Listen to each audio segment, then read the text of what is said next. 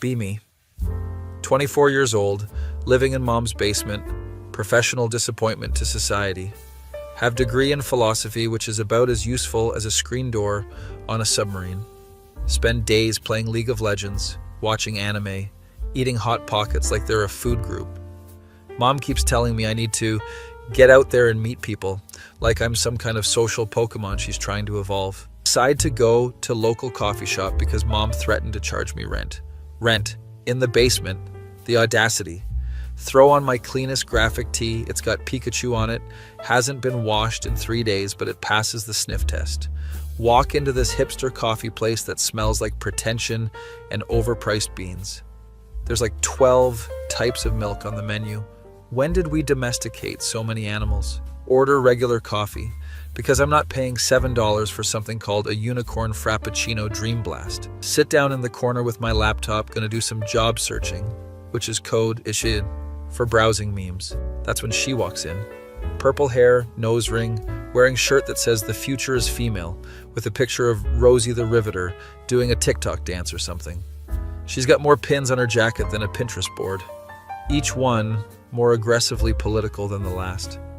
She orders something with oat milk and extra shots of self-righteousness. Sits down at table next to mine, pulls out MacBook covered in stickers about smashing patriarchy. I'm minding my own business, scrolling through Reddit, when I accidentally laugh at a meme too loud. She glares at me like I just kicked a puppy in front of PETA headquarters. Something funny? She asks, voice dripping with the kind of judgment usually reserved for people who microwave fish in office break rooms. Just a meme, nothing serious. She leans over, uninvited, to see my screen. It's a picture of a cat with caption, "Icon has cheeseburger," because I'm a man of refined taste. That meme format is from like 2007. It's literally ancient internet history. She says this like I'm browsing hieroglyphics instead of harmless cat pictures. Yeah, well, I'm a retro kind of guy. I also enjoy breathing and eating food from before this decade. She rolls her eyes so hard I'm worried they're gonna roll right out of her head and across the coffee shop floor. Let me guess, you probably think Friends is still funny and use "that's what she said" jokes. I mean, Friends is still funny, it's on Netflix for a reason, and yeah, "That's What She Said" is a classic. She looks at me like I just admitted to enjoying YouTube comment sections.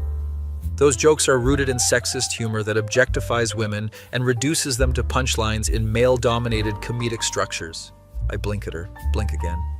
Ma'am, this is a Starbucks, not a gender studies lecture hall. Her face turns red, like angry red, like she's about to Super Saiyan into her final form. First of all, it's not a Starbucks, it's an independent coffee shop.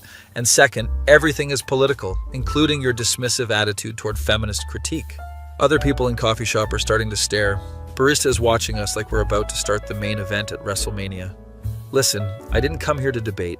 I came here to drink mediocre coffee and avoid my mother's disappointed sighs. Of course you live with your mother. That tracks perfectly with your worldview. Low blow, ma'am. Low blow. Hey, I'm financially responsible. Rent is expensive. And mom makes great lasagna. It's a mutually beneficial arrangement. It's not financially responsible. It's avoiding adulthood. She's getting louder. People are definitely watching now. One guy has his phone out. Pretty sure he's recording this for TikTok. Great. I'm gonna be on the internet as Basement Dweller gets owned by Feminist Compilation 2024. At least I'm not spending $12 on coffee that tastes like burned dreams and oat squeezings. It's called O8 milk, and it's better for the environment than dairy, which contributes to methane emissions and animal cruelty. The cows are gonna fart whether we drink their milk or not. It's literally what cows do. She slams her hand on the table. Her MacBook wobbles dangerously.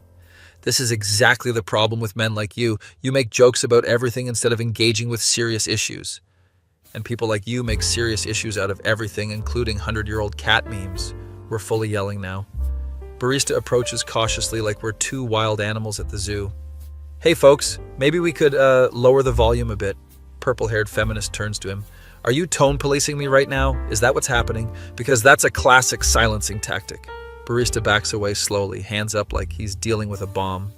I'm sitting here wondering how my quest for coffee turned into a philosophical cage match. She turns back to me, eyes blazing with the fury of 1,000 Tumblr posts.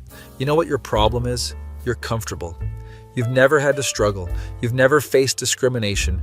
You just coast through life making jokes.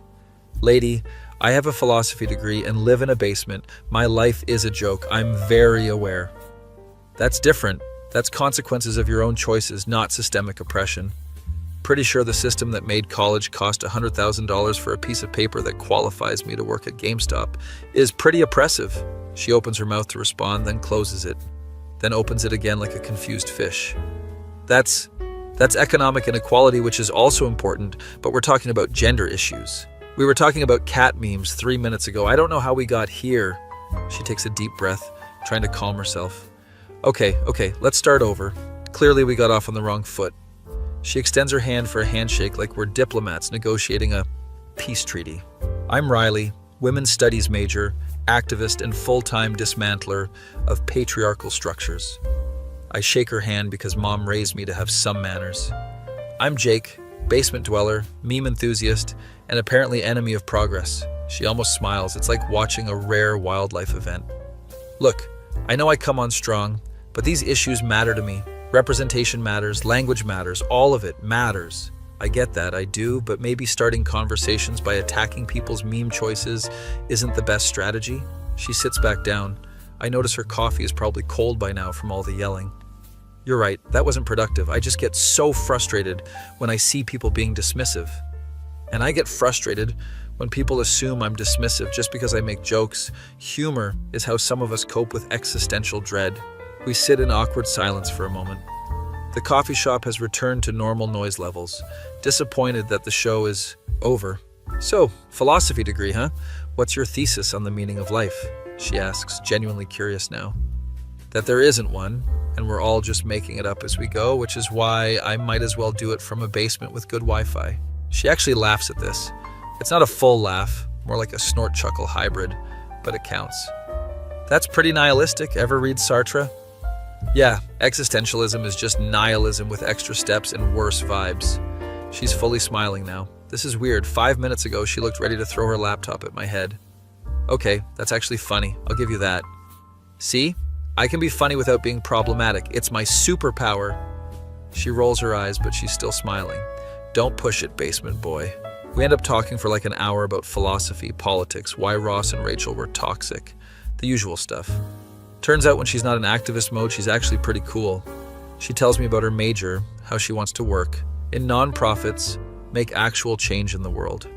I respect that, even if I think she's overly optimistic about humanity's capacity for improvement. So what do you do all day besides live rent-free and eat Hot Pockets? She asks. I'll have you know I pay rent now, Mom's new policy, and I'm trying to find a job, but nobody wants to hire a philosophy major. Have you tried nonprofits? They're always looking for people, and they don't pay well, so there's less competition. Wow, what a sales pitch. Come work for us, we offer poverty wages and existential fulfillment. She throws a napkin at me. I'm trying to help you, ungrateful basement dweller. I appreciate it truly, but I'm not sure I'm non-profit material. I'm barely profit material. We exchange numbers before leaving because apparently surviving a public argument creates friendship bonds. She texts me an hour later. That's what she said is still not funny. I text back, that's what she said. She sends me the eye roll emoji. I send back the crying, laughing emoji. This is the beginning of either a beautiful friendship or a disaster, probably both. Over the next few weeks, Riley keeps texting me articles about systemic inequality, gender wage gaps, and why Marvel movies are actually feminist propaganda. I respond with memes and counter-arguments delivered through references to The Office and Parks and Recreation. She pretends to hate it, but I notice she always responds. One day she texts, "Coffee shop argument rematch? I've got new material. Only if you promise not to attack my choice of beverage this time." No promises. If you order something called a manly mocha, I'm obligated to say something.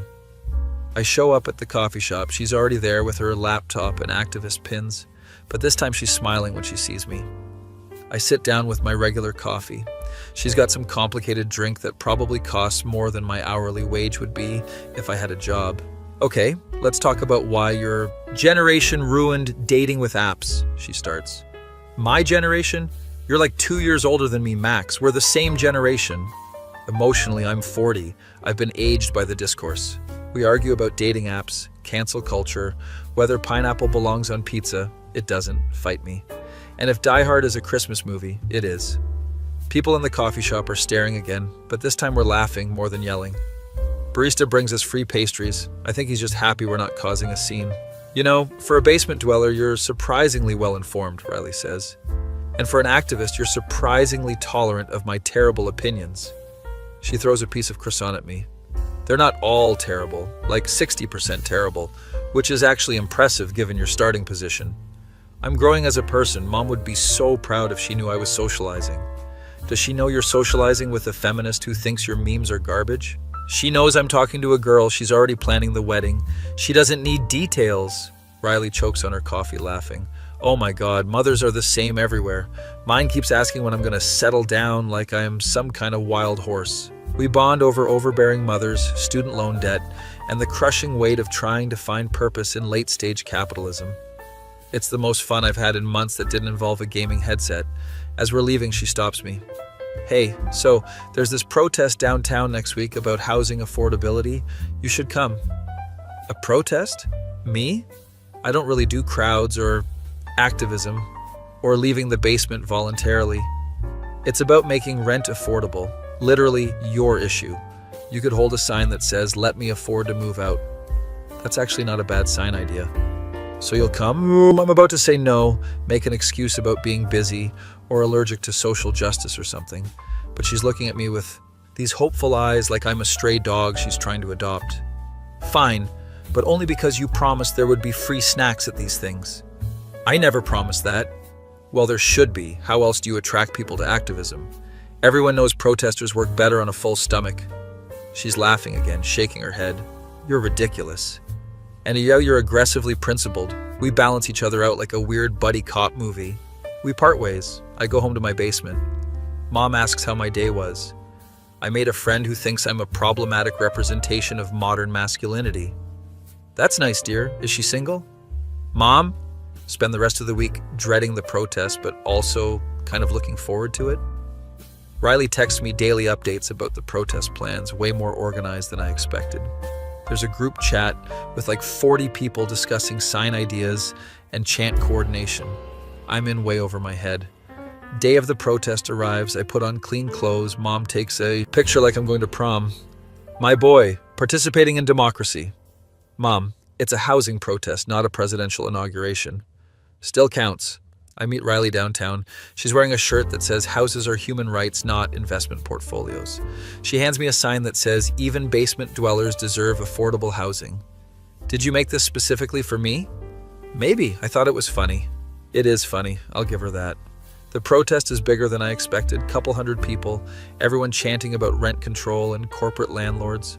I'm just standing there holding my sign, feeling like an NPC in someone else's main quest. Riley is in her element, leading chants, talking to news reporters.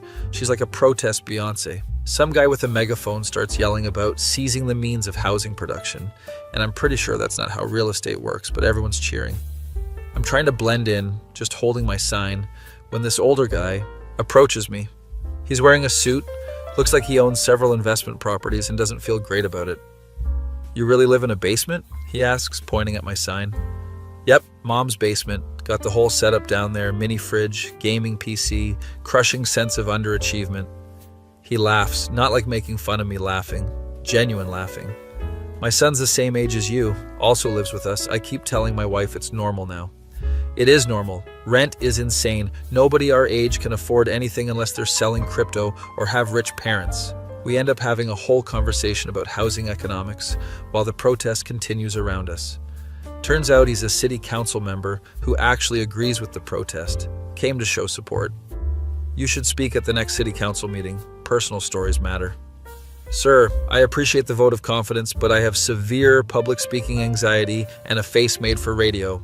Riley appears out of nowhere like a purple-haired guardian angel. He'll do it. He's very articulate when he's not being deliberately obtuse. I'm standing right here. She ignores me, gets the council members' information. They're planning the whole thing. I'm being drafted into activism against my will. Protest ends. Everyone's pumped up, talking about next steps and organizing. I'm exhausted. This is more social interaction than I've had in months. Riley is glowing. She thrives on this stuff. That was amazing. Did you see how many people showed up? Yeah, it was cool. I mean, I'm not sure we changed anything, but the vibes were nice. She punches my arm. Of course we changed something. The council member said he'd bring it up at the next meeting. Because you volunteered me to speak without my consent. You'll be great. Just talk about living in your mom's basement. It's relatable. My entire life is relatable in the saddest way possible. We grabbed food at this taco truck near the protest. She's still buzzing. With energy. I'm just trying to process the fact that I went outside, held a sign, and apparently have a public speaking commitment now. You know, you're actually pretty good at this activism thing when you stop being cynical, Riley says between bites. I haven't stopped being cynical. I've just temporarily suspended my disbelief. Baby steps, I'll take it. We eat our tacos, watch the sun set over the city. It's weirdly peaceful. For the first time in a while, I feel like maybe there's a point to all this. Like maybe things could actually get better. Then I remember I have to speak at a city council meeting, and the anxiety returns immediately. Riley notices my face. You okay? Just contemplating the horror of public speaking and whether it's too late to flee the country. You'll be fine. I'll help you write what to say. We'll practice. It'll be great. She's so optimistic it's almost annoying. Almost. We finish eating. She walks me to my car. Thanks for coming today. I know. It's not your usual scene. Thanks for dragging me out of the basement. It was actually kind of fun. Don't tell anyone I said that. She smiles, gives me a hug that lasts a second longer than a friendship hug probably should. I drive home confused about whether I just participated in activism or if this is turning into something else. Mom's waiting up when I get home. How was the protest? Weirdly good. Also, I have to speak at city council now. Long story. That's wonderful. Is your friend going to be there? Mom, she's not my friend. She's just a friend. Mom gives me that look. That knowing mother look that sees through all my nonsense. Sure, dear, whatever you say. I retreat to my basement, text Riley. Survived my first protest, only had 2 anxiety attacks. That's progress. She responds, proud of you, basement boy. You're becoming radicalized. I'm not radicalized. I just want affordable housing and maybe health care. That's literally being radicalized in America. She's got a point. My face when I went from basement-dwelling meme enthusiast to accidental activist in 3 weeks. Be me. Week after the protest, still processing the fact that I went outside and held a sign like some kind of functional adult. Riley texts me every day with city council meeting prep, which sounds way more official than it actually is. She sends me articles, statistics, talking points. She's treating this like I'm about to argue a Supreme Court case. Riley, it's a 3-minute speech at a local council meeting, not the Gettysburg Address. Lincoln's speech was 2 minutes, and it's the most famous speech in American history. Every word counts. She's got a point, but also she's exhausting. We meet at the coffee shop to practice my speech. She's brought flashcards like I'm studying for the SATs. Okay, talk about your personal experience. Make it relatable, but not too depressing. My entire existence is depressing. How do I make living in a basement at 24 sound not depressing? Frame it as a systemic issue. You're not a failure. You're a victim of late-stage capitalism. Wow, that's somehow more depressing, but with extra steps. She makes me practice the speech 12 times, correcting my posture, my tone, my word choices. Stop saying like every 3 seconds. You sound like a valley girl. I'm nervous. Linguistic fillers are a natural response to public speaking anxiety. Then be nervous with better grammar. By the end of the practice session, I'm ready to cancel the whole thing and move to a cabin in the woods. You're going to do great. I believe in you, Riley says with terrifying enthusiasm. Your belief is misplaced, but I appreciate the confidence. City council meeting is in 3 days. I spend the time having stress dreams about forgetting my speech and showing up in my underwear. In one dream, I'm wearing a Pikachu onesie addressing the city council while they all laugh. It's very symbolic of my fears. Mom keeps giving me pep talks like I'm Rocky before the big fight. Just be yourself, honey. Mom, being myself is how I ended up in this situation. I need to be literally anyone else. Day of the meeting arrives. I put on the only button-up shirt I own. It's wrinkled because I don't know how to use an iron. Mom tries to iron it while I'm wearing it. Nearly burns me. We decide wrinkled is fine. You look very professional, dear. I look like a philosophy major who got dressed in the dark, but thank you. Drive to City Hall, hands sweating on the steering wheel, questioning all my life choices. Riley texts, you got this. See you there. Don't bail. She knows me too well. Arrive at City Hall. It's this old building that smells like government bureaucracy and broken dreams. Riley's waiting outside with a whole group of people from the protest. They're here to support. "We brought a cheering section," she announces proudly. "This isn't a sporting event, it's a municipal government meeting." Same energy, different venue. We file into the council chamber. It's exactly like those boring C-SPAN videos, but in real life. Council members look tired, like they've been listening to complaints about potholes for 6 hours. There's an old lady arguing about a parking meter for 20 minutes. I respect her commitment. Finally, it's my turn. I walk up to the podium like I'm approaching a guillotine. The microphone screeches with feedback. Everyone winces. Great start. Hi, hello, testing. Is this thing on? One council member nods impatiently. I pull out my note cards, hands shaking like I'm in an earthquake simulation. "My name is Jake Morrison. I'm 24 years old, and I live in my mother's basement, not because I'm lazy, but because I literally cannot afford to move out." Riley gives me a thumbs up from the audience. I continue. "I have a bachelor's degree, which cost me $40,000 in student loans, and the best job I can find pays $13 an hour, which is barely enough to cover my phone bill and Hot Pocket addiction." A few people in the audience chuckle. Even one council member smiles, gaining confidence now. "The average rent for a one-bedroom apartment in this city is $1,500 a month. That's more than my entire monthly income, which means I need to work negative hours to afford housing." Okay, that math doesn't make sense, but people are nodding. I'm not asking for a handout. I'm asking for rent control, for affordable housing development, for something that makes it possible for people my age to actually live in the city we grew up in. I'm on a roll now, channeling all of Riley's activist energy. "My generation was told if we worked hard and got educated, we'd be fine, but that was a lie. We did everything right, and we're still broke." More people are nodding. Even some of the council members look sympathetic. "So please consider the housing proposals on the table, because if you don't, the only people who will be able to afford to live here are trust fund kids and people who bought property in 1987. I finish, heart pounding, pretty sure. I blacked out for half of that. Riley's section erupts in applause. Other people join in. One council member is actually crying, an older woman who looks like everyone's grandma. I return to my seat. Riley hugs me hard. "That was amazing. You totally nailed it." I think I disassociated halfway through. Did I make sense? "You made perfect sense." Several council members were nodding. The meeting continues with other speakers, but apparently I was the highlight. After the meeting ends, people keep coming up to shake my hand. The city council member from the protest approaches with the crying grandma council member. "That was a powerful testimony, young man, very moving." "Thank you. I mostly just vented my existential dread into a microphone." Grandma council member hugs me. "My grandson is your age, same situation. This issue matters to me. I'll make sure we push for those housing reforms." I'm being hugged by a government official. This is surreal. Riley is networking like crazy, getting people's information, planning next steps. She's in her element. I'm just trying not to have a panic attack from all the social interaction. We leave City Hall. The activist crew wants to go celebrate at a bar. I don't really drink. Also, bars are loud and I have social battery issues. One drink, come on, you just did a huge thing. You deserve to celebrate. Somehow, I end up at this bar with like 15 activists. They're all congratulating me. I order a beer, nurse it for an hour while people talk about organizing strategies. Riley sits next to me. She's drinking something colorful that probably tastes like fruit and poor decisions. "You really killed it tonight. I'm proud of you." "Thanks. I couldn't have done it without you forcing me to." That's what friends are for, forcing you to overcome your anxiety for the greater good. We're sitting close, closer than normal friend distance, and I'm suddenly very aware of this.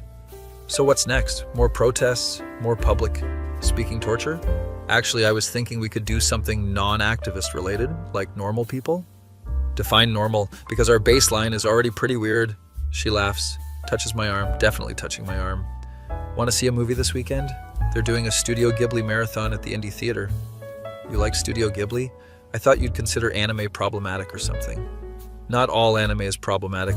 Miyazaki is actually very feminist if you analyze the themes. You can't turn off the analysis brain even for cartoons, can you? It's a curse. But yes, I want to see Spirited Away on the big screen. Are you in or out? I'm in, but only because Spirited Away is objectively perfect, and I'll fight anyone who disagrees. We make plans for the movie. The rest of the activist group is watching us with knowing looks. One girl leans over and whispers to Riley, "Is he your boyfriend?" Riley turns red. Actually red. I've never seen her flustered before. No, we're just friends, activist friends, comrades in the struggle. Sure, comrades who eye gaze and sit really close, totally platonic. I pretend not to hear this conversation, but I'm definitely hearing it. We leave the bar around 10 p.m. Riley walks me to my car. Thanks for coming tonight, both to the meeting and the bar. Thanks for believing I could do the whole public speaking thing, even though I was convinced I'd vomit on the podium. She laughs. We stand in awkward silence for a moment. Is this a hugging goodbye situation? A handshake? A high five? What's the protocol? She decides for us, gives me a hug that definitely lasts longer than a friend hug. See you this weekend for Ghibli? Absolutely, I'll bring my analysis-free brain. That's impossible for both of us, and you know it. I drive home. Mom's already asleep, but left a note. How did it go? I'm so proud of you. Retreat to basement, text Riley. Made it home without any post-speech breakdowns. That's character. Growth, she responds immediately. You were incredible tonight, seriously. You're just saying that because you're legally obligated as the person who forced me into this. I'm saying it because it's true. Now go to sleep. We have a movie date to prepare for. She said date. Probably didn't mean anything, but she said date. Spend the next hour overthinking the word date until I pass out from exhaustion. Wake up next day to 17 texts in the activist group chat about next steps. Riley has already organized 3 more events. She's like an activism machine that never sleeps. I respond to the group chat. Can we have at least 1 week without organized social justice? My introvert battery is at 2%. Riley. Fine, but after the Ghibli marathon, we're planning a letter writing campaign.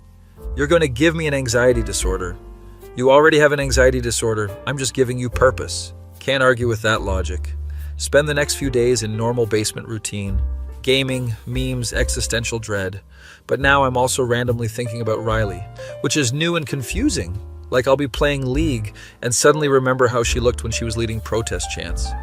Or I'll be eating Hot Pockets and think about how she throws napkins at me when I make bad jokes. This is not good. I don't have time for feelings. Feelings are complicated. Try to convince myself it's just friendship. Very intense activist friendship. Mom notices I'm distracted. Something on your mind, honey? Just processing my newfound political consciousness and the crushing weight of systemic inequality. Are you sure it's not about that girl you keep texting? Mom, we're friends, activist comrades, warriors against the establishment. Mom gives me the look again. Your father and I were just friends for 6 months before we admitted we were dating.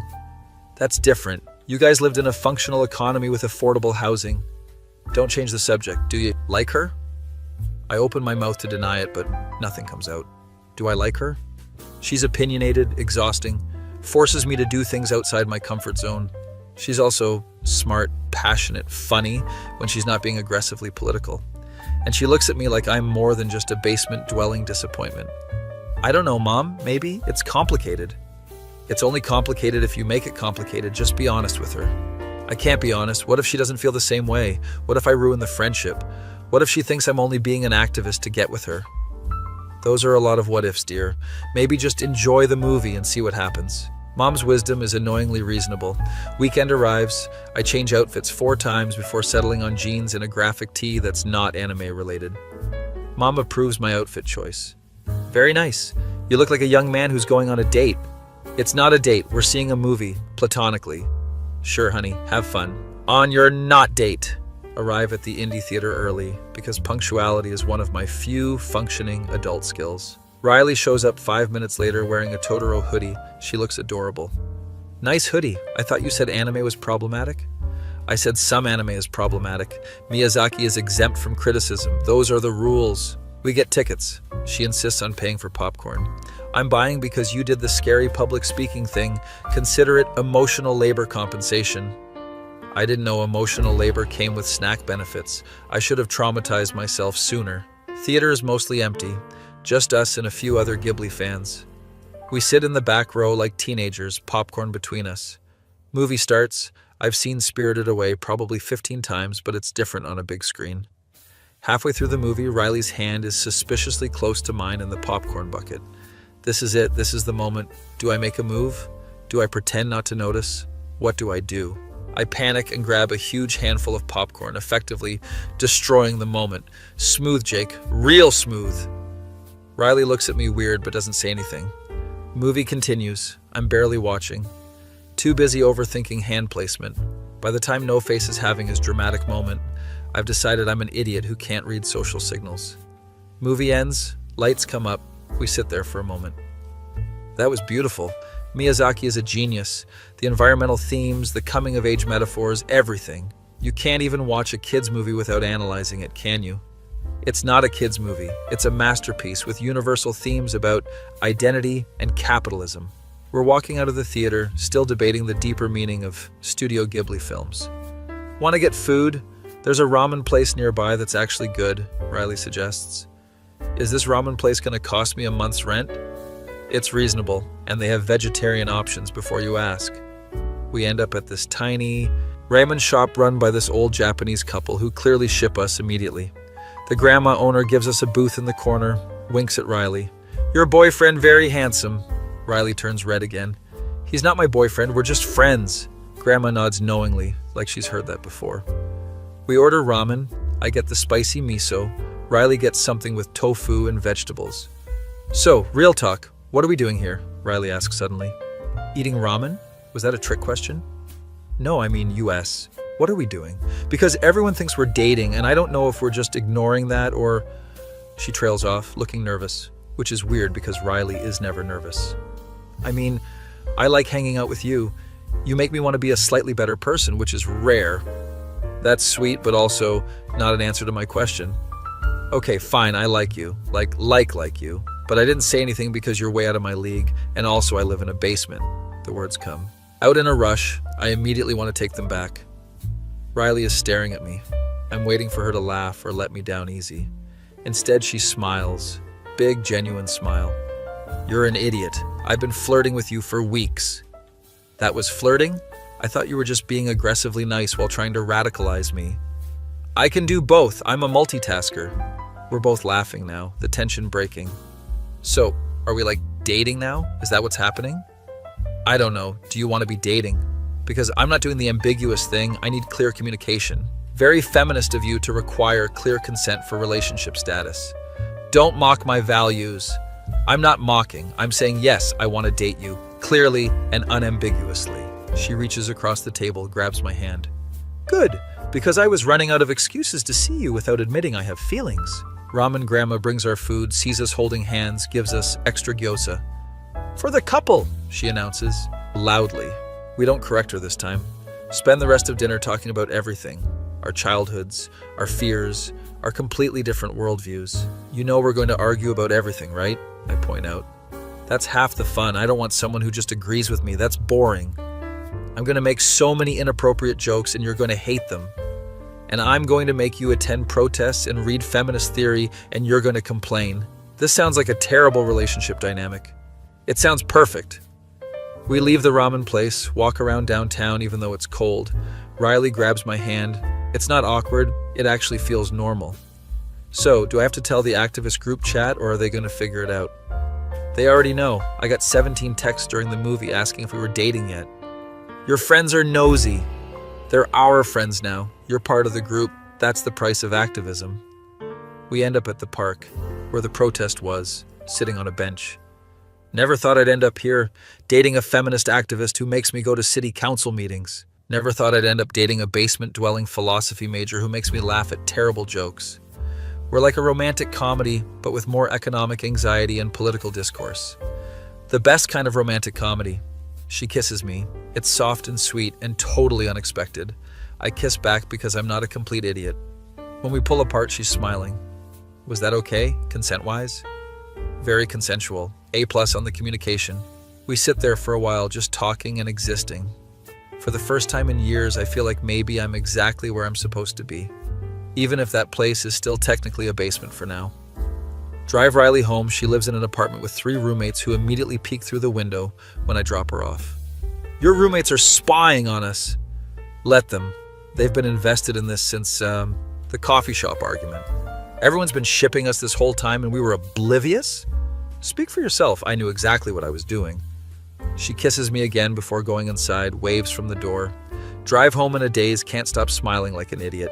Mom's waiting up again. She's making this a habit. How was the not date? It was a date, we're dating now. You were right. Are you happy? Mom hugs me so tight I can barely breathe. I'm so happy for you, honey. Don't get too excited. We're probably going to drive each other crazy.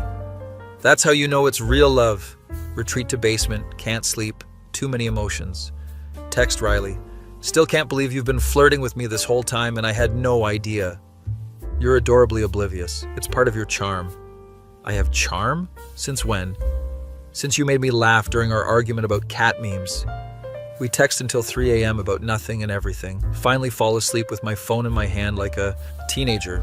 Wake up to the activist group chat, exploding with congratulations. Apparently Riley told them we're official. There's like 50 messages, half of them are people saying, finally. One message from the guy who recorded our first argument. I called it. I have video evidence of the chemistry. My life is officially a spectator sport. Riley texts privately. Sorry about the group chat, they're excited. It's fine. I'm getting used to having way more friends than I'm emotionally prepared for. That's the activist life. We're all in each other's business. It's beautiful and annoying. Over the next few weeks, we fall into a relationship routine. She drags me to protests. I drag her to gaming sessions. She makes me read feminist theory. I make her watch sci-fi movies. We argue about everything, but in a fun way, not the angry coffee shop way. Mom loves her, keeps inviting her to family dinners. Your mother is adorable. She showed me your baby pictures. She showed you what? Mom, that's a violation of the Geneva Convention. You were such a cute baby. What happened? Student debt and capitalism happened. That's what. Riley fits into my life weirdly perfectly, like a puzzle piece I didn't know was missing. Even my gaming friends like her, she joins our Discord calls and roasts us for our terrible strategies. You're all playing this wrong. Have you considered communication and teamwork? She's trying to bring activism tactics to League of Legends. If it works, it works. 1 month into dating, we're at another city council meeting. They're actually voting on the housing proposals we spoke about. Riley's gripping my hand so tight I'm losing circulation. What if they don't pass it? What if we did all this for nothing? Then we try again. That's how change works, right? Persistent, annoying effort? She laughs nervously. Council votes. It passes 4-3. The activist section erupts. People are crying and hugging. Riley kisses me right there, the middle of City Hall. We did it. We actually made a difference. You did it? I just gave one speech and tried not to pass out. We did it, together. That's how activism works. We celebrate at the same bar, the whole activist crew. This time I actually enjoy it. I'm getting better at the social thing. Riley gives a toast. To Jake, who went from basement dweller to housing advocate. That's character development. Everyone cheers. I'm embarrassed, but also kind of proud. Later that night, walking Riley home. You know you're going to have to move out of the basement eventually, right?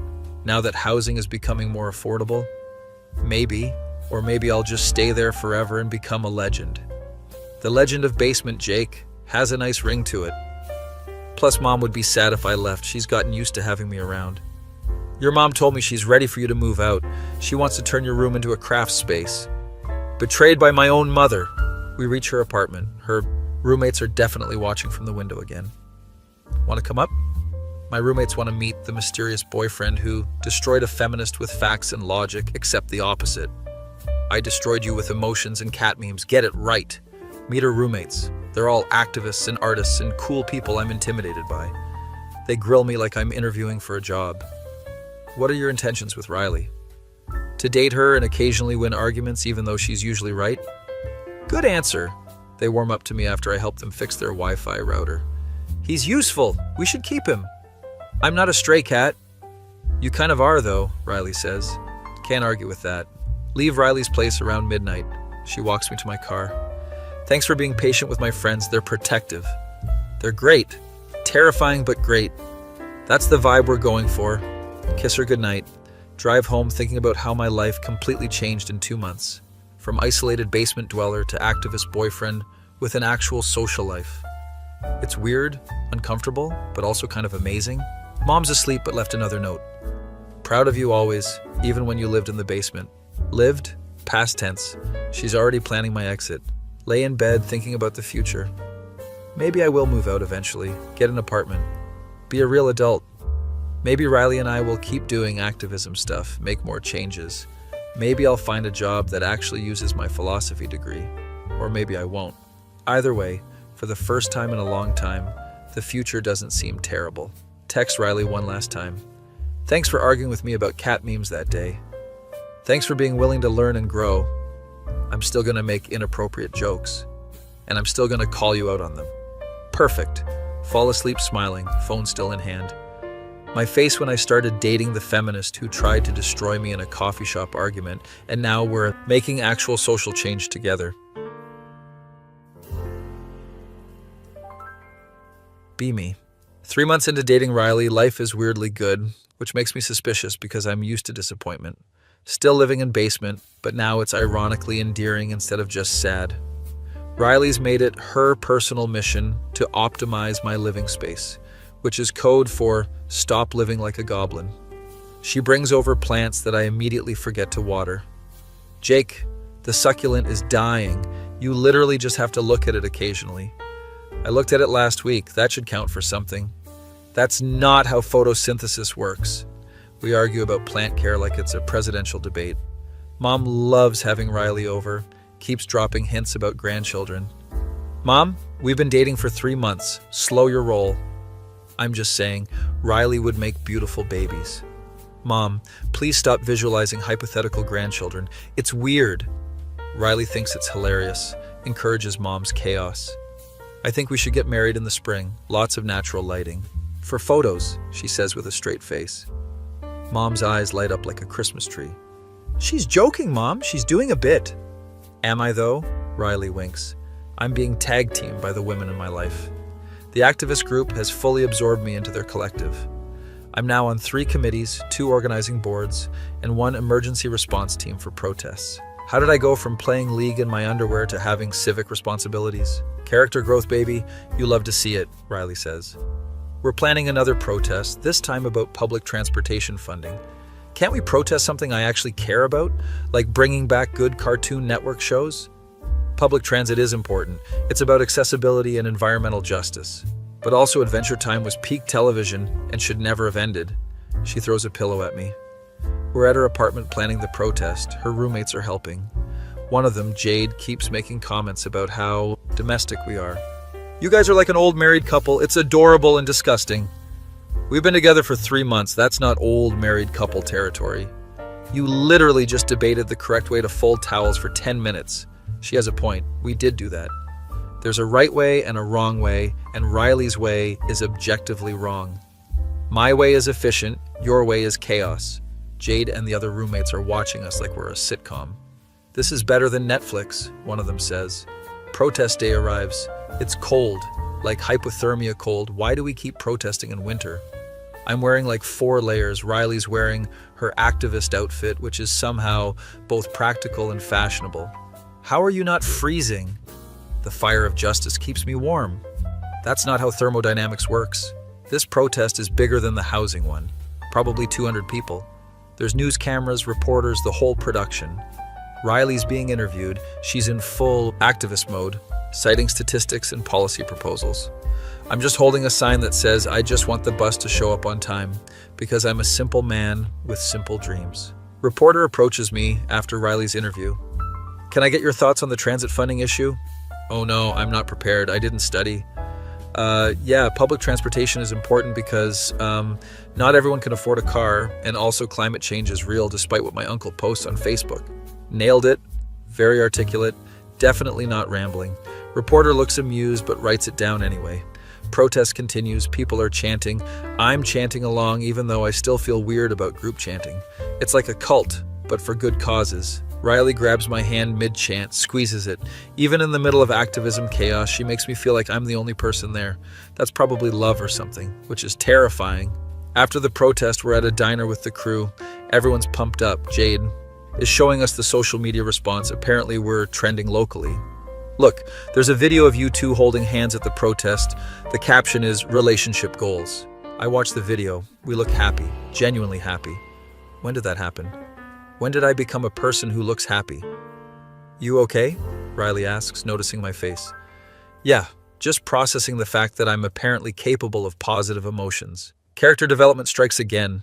We eat diner food, argue about the best breakfast items, normal couple stuff. I'm stealing her hash browns. She's stealing my bacon. It's domestic as hell. Jade gives me a knowing look. What? Nothing. Just funny seeing you like this, all settled and cute. I'm not cute, I'm rugged and mysterious. Everyone at the table laughs. You're about as mysterious as a golden retriever, Riley says. Betrayed by my own girlfriend. Later that week, I'm job searching. Actually trying this time. Riley's helping me update my resume. She's ruthless about it. You can't put proficient in meme culture under skills. Why not? It shows I understand internet communication and viral marketing. It shows you spend too much time online, which employers already assume about philosophy majors. We revise my resume 17 times until it's presentable for employment. I start applying to places, mostly nonprofits, because apparently that's where philosophy majors go to die. You're not going to die, you're going to make a difference. Those might be the same thing. Surprisingly, I get an interview at an education nonprofit that does tutoring for underprivileged kids. This is perfect for you. You're good at explaining things in relatable ways. I'm good at explaining memes. I don't know if that translates to actual teaching. Same skill set, different application. Riley helps me prepare for the interview, does mock interviews that are more intense than the real thing will probably be. Tell me about a time you overcame adversity. I lived in a basement for 2 years while society slowly crushed my spirit. Then I met an angry feminist who made me care about stuff. Jake, you can't say that in a real interview. Why not? It's true. We practice until I have acceptable corporate-friendly answers that don't reveal my soul-crushing honesty. Interview day, I wear my button-up shirt again. Riley makes me borrow a tie. I look like I'm going to court. You look professional. Now go get that job. She kisses me for luck. I walk into the interview feeling like I might actually pull this off. The interviewer is this nice lady named Patricia, who immediately puts me at ease. So Jake, why do you want to work in education? Here goes nothing. Because I spent 4 years getting educated just to realize the system is broken, and maybe I can help make it less broken for kids who are coming up behind me. She smiles, writes something down. That's honest, I appreciate that. We need people who understand the struggle. Interview goes well, like surprisingly well. I'm cautiously optimistic. They say they'll call within a week. I immediately text Riley. Either nailed it or completely bombed it. No in between. That's the spirit, cautious optimism. 3 days later, I get the call. They're offering me the position, part-time to start, but it's actual employment. I call Riley immediately. I got it. I have a job, a real job. She screams into the phone. I have to hold it away from my ear. I'm so proud of you. This calls for celebration. We celebrate at the ramen place. Grandma owner remembers us. Boyfriend got job? Very good. She gives us extra gyoza again. She's become our unofficial fairy godmother. So, with this job, you could actually afford to move out, Riley says casually. Yeah, probably. I mean, it's part-time, but it's a start. Have you thought about where you'd move? Not really. I've been in denial about eventually leaving the basement. She's playing with her food, not making eye contact. You could, I don't know, maybe consider moving closer to downtown, where I live? Oh. Is she suggesting what I think she's suggesting? That would make sense logistically, shorter commute to work and protests. Right, logistically, that's the only reason. We're both dancing around the actual conversation. Riley, are you asking me to move in with you? She looks up, slightly panicked. Not necessarily move in, but like the same neighborhood so we could see each other more and maybe eventually move in if that's something you'd want. No pressure. She's rambling. Riley never rambles. I would like that, the eventually part, when we're ready. Good, because I already looked at apartments in my building and one's available next month. You what? I was being proactive. That's not weird, that's planning. I'm laughing. She's embarrassed. It's perfect. Show me the listing. She pulls it up on her phone. It's actually decent. 1 bedroom. Affordable with my new job. I could actually do this. I could actually move out. You should do this. You're 24. It's time. We look at the apartment the next week. It's small, but it's mine, potentially. The landlord is this older guy who recognizes Riley. Oh, you're the activist girl from the news. You dating this one? Yes, and he's looking for a place. Any friend of Riley's is good with me. She helped get our rent control passed. I get approved immediately. Apparently dating an activist has perks. Moving day is chaos, mom's crying, Riley's roommates are helping, everyone's emotional. My baby's leaving the nest! Mom, the nest is 1 floor up. I'm not moving to a different country. It's still symbolic. We move my stuff, which isn't much. Mostly gaming equipment and clothes. Riley's already bought me plants for the new place. These are hardy plants specifically chosen for people who forget living things exist. Your faith in me is touching. Set up my apartment, Riley. Directs the furniture arrangement like she's an HGTV host. The couch should go there for optimal natural lighting. Riley, it's a couch, not a photosynthetic organism. Everything is better with natural lighting. That's science. By the end of the day, the apartment looks good, like adult person good. We collapse on the couch, exhausted. You did it. You're officially out of the basement. Technically, I'm in a different basement. This is a ground floor apartment. It's metaphorically different. She's lying with her head on my lap. We're both too tired to move. Thanks for pushing me to do this. I wouldn't have without you. That's what partners do. They push each other to be better. Partners. I like that word. Better than boyfriend, girlfriend. More serious implies we're a team. She sits up, looks at me seriously. We are a team, right? Like, this is serious for you too? Riley, you've reorganized my entire life in 4 months. If that's not serious, I don't know what is. She kisses me, soft and sweet. Good, because I'm in this for the long haul. Even though I make terrible jokes and forget to water plants. Especially because of that, we spend our first night in my new apartment watching bad movies and eating takeout. Riley falls asleep on my couch. I cover her with a blanket. Look around my apartment, my actual apartment, not a basement. I have a job, a girlfriend, friends, a life. When did this happen? When did I become functional? Next morning, Riley wakes up, looks confused. Did I fall asleep here? Yeah, you passed out during the 3rd Fast and Furious movie. Those movies are terrible. Why did we watch 3? Because they're hilariously terrible. There's a difference. Make breakfast together. She's better at cooking than me, which isn't saying much. Jake, you burn toast. How do you burn toast? It's a talent. Not everyone can achieve this level of culinary failure. We eat slightly burned toast and laugh about nothing. This is what happiness feels like. Just existing with someone who makes everything better. Over the next few weeks, I settle into my new routine. Work at the nonprofit is actually good. I'm helping kids understand homework and life stuff. One kid asked me if I have a girlfriend. Yeah, I do. She's pretty cool. Is she pretty? She's beautiful and also terrifying, but mostly beautiful. Kid nods sagely like he understands relationship dynamics. Riley and I fall into a rhythm. She stays over most nights, even though she lives 1 floor up.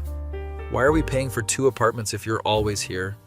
Because we've only been dating 4 months. That's too soon to officially live together. You're literally wearing my hoodie while making coffee in my kitchen at 7 a.m. That's different. That's visiting. Her roommates start calling my place Riley's second apartment. You guys are ridiculous. Just move in together already, Jade says. We're being responsible and taking things slow. You organized a protest together. That's basically marriage. She has a point. 6 months into dating, Riley's lease is up for renewal. She's been thinking about her options, which I know means she's planning something. We're at the coffee shop where we first met, nostalgic vibes. Remember when you yelled at me about cat memes, I ask? I wasn't yelling, I was educating. Same energy. Barista recognizes us, gives us free pastries. You two still together? That's amazing. Most couples from dramatic first meetings don't last. We're committed to proving statistics wrong, Riley announces. We sit at the same tables from our first argument, full circle moment. So, I need to make a decision about my lease, Riley starts. Okay, what are you thinking? I'm thinking that I spend 90% of my time at your place anyway, and paying rent for a room I barely use is financially irresponsible. My heart is racing. Are you saying what I think you're saying? I'm saying maybe we should live together, officially, like combining our stuff and sharing responsibilities and all that domestic partnership nonsense. She's trying to sound casual, but I can tell she's nervous. Yes. Yes. Yes, let's do it. Let's live together. She beams, tackles me with a hug that almost knocks over my coffee. Other people in the coffee shop are watching, probably remembering our first argument. Barista starts clapping. Random people join in. The character development, the growth, someone yells. We're a coffee shop legend, apparently. Riley moves in officially the next month. Her roommates are sad but supportive. You better still come to activist meetings, Jade demands. Obviously, I'm not abandoning the cause just because I'm in a committed relationship. That's what they all say. Combining our stuff is chaos. Riley has opinions about everything. Why do you have 3 different gaming chairs? They serve different purposes. They're chairs. They have one purpose, sitting. Compromise, keep one gaming chair. donate the others.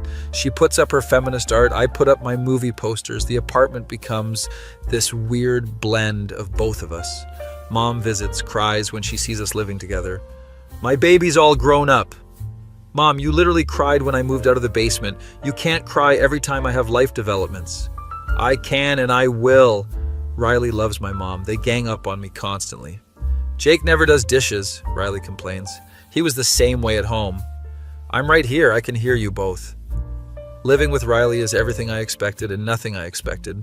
We argue about everything, but in a fun way. She rearranges my stuff. I mess up her organization system. Jake, why are your socks in the kitchen? I was doing laundry and got distracted. By what? I don't remember. That's not the point. But we also have these perfect moments, like when we're both working on our laptops in comfortable silence, or when she falls asleep watching documentaries about climate change, or when I wake up and she's already made coffee and left me a note about some protest we're going to later. 1-year anniversary sneaks up on us. We're both terrible at remembering dates. Wait, isn't today something important? Riley asks at breakfast. Oh shit, it's our anniversary. We're the worst at this romantic stuff. We decide to celebrate by going back to the coffee shop, recreating our first meeting. I order the same regular coffee, she orders her complicated oat milk situation. We sit at the original tables. Should I insult your meme choices for old time's sake? Riley asks. Please don't, I'm fragile. Barista brings us free drinks. He's been invested in our relationship from day one. 1 year? Congratulations, you're coffee shop royalty. We take a selfie at our original arguing tables. Riley posts it with caption, 1 year since I met this basement dweller, best argument of my life. I comment, you destroyed me with facts and feelings. Our activist friends flood the comments with congratulations and jokes. Jade, can't believe you've tolerated him for a year. Me, the audacity, the disrespect. Evening comes, we're back at our apartment, ordering takeout because neither of us can cook. You know, a year ago I was just a basement dweller playing League and eating Hot Pockets, I say. And now you're an apartment dweller playing League and eating slightly better Hot Pockets. Hey, I also have a job, a girlfriend, and moderate social skills. That's progress. You've come so far, I'm genuinely proud. She's sitting cross-legged on our couch, looking at me with those eyes that made me fall for her. I'm proud of you too. You've made me less cynical, which I didn't think was possible. I haven't made you less cynical. I've just given you hope. There's a difference. Same result. I'm a functioning human being now. A barely functioning human being. Let's not get carried away. We eat our takeout, argue about what to watch, settle on a documentary about housing inequality because we're that couple now. Halfway through, Riley pauses it. Do you ever think about the future? Like long-term future? Sometimes why? Are you pregnant? No, oh my God, no, I'm asking philosophically. Oh, then yeah, I think about it. I think about us doing this activism stuff, making changes, growing old together while arguing about everything. That sounds perfect, right? We'll be that old couple at protests with walkers and aggressive political opinions. Goals. She leans against me. We finish the documentary. I think about how everything changed because of one coffee shop argument. How I went from isolated and directionless to having purpose and partnership. Thanks for yelling at me about memes that day, I say. Thanks for being willing to learn and change. I'm still going to make terrible jokes. And I'm still going to call you out on them. That's our dynamic. Perfect. Later that night, lying in bed, Riley's already asleep. I'm thinking about how I used to think I'd be alone forever. How I thought my life peaked in the basement. But here I am, in an apartment I pay for with a person I love, doing work that matters. I still make terrible jokes and forget to water plants. I still play too much League and eat junk food, but now I also go to protests and city council meetings. I have friends and purpose and hope. Riley mumbles something in her sleep about dismantling patriarchy. Even unconscious, she's an activist. It's adorable. I fall asleep thinking about tomorrow's protest, our next anniversary, the future. For the first time in my life, the future looks good. Epilogue. Time because I'm feeling sappy. 2 years later, we're still together, still arguing, still protesting. I got promoted to full-time at the nonprofit, making actual money. Riley's working at a major advocacy organization, making actual change. We adopted a cat named Chairman Meow because Riley thought it was hilarious. You named our cat after a dictator. A dictator who also had a good brand, that's marketing. The cat is terrible, knocks over all Riley's plants, I love him. We're still part of the activist group. Now we're the ones helping new people get involved. Some nervous college kid shows up to his first protest. I've never done this before. I don't know if I'll be good at it. Neither did I. I just showed up and let my girlfriend radicalize me. Worked out great. Riley punches my arm. That's not the advice we're giving. Why not? It's true. We're planning bigger things now, campaigns and policy changes. Sometimes I think about basement Jake, playing games and avoiding life. He'd be shocked by current Jake, who has opinions about municipal government. Mom's still crying at every life milestone. You're just so grown up. Mom, I'm 26. This is literally expected development. Riley's talking about going back to school, getting a master's in public policy. You should come with me, get your master's in philosophy. Absolutely not. One useless degree is enough. It's not useless if you use it right. We're probably going to argue about this for months, then I'll probably end up applying. That's how our relationship works, she pushes. I resist, then I realize she's right. Sometimes the activist group asks how we make it work. You guys are so different. How do you not kill each other? We do want to kill each other sometimes, we just choose not to, Riley explains. She's teaching me patience. I'm teaching her that not everything requires a political analysis. Everything requires political analysis, you just haven't realized it yet. See, this is what I'm talking about. We're happy though, genuinely happy. Even when we're arguing about the correct way to organize protest signs, or whether Die Hard 2 is also a Christmas movie. Looking back, that coffee shop argument was the best thing that ever happened to me. Got destroyed by a feminist, ended up destroying my own self-limiting beliefs. Now I'm just a guy living with his activist girlfriend, trying to make the world slightly less terrible. And honestly, that's perfect. Final moment, one random Tuesday. We're sitting on the couch, Riley's grading papers for the class she teaches. I'm working on a program proposal for the nonprofit. Chairman Meow is knocking things off the coffee table like the chaos agent he is. Riley looks up. Hey, remember when you thought your life peaked in the basement? Bold of you to assume I ever thought I peaked anywhere. Fair, but you know what I mean. Yeah, I remember. Seems like a different lifetime ago. You've come so far, we've come so far. We really have. From coffee shop enemies to domestic partners with a terrible cat, Chairman Meow meows indignantly. He's not terrible, he's spirited. He knocked over your succulent yesterday, the one plant I managed to keep alive. Okay, he's a little terrible. We go back to our work, comfortable silence. This is it. This is the life I never thought I'd have. And it all started because some purple-haired feminist thought my memes were problematic. Best argument ever. That feeling when you realize getting destroyed in a coffee shop debate was actually the beginning of your entire life changing for the better.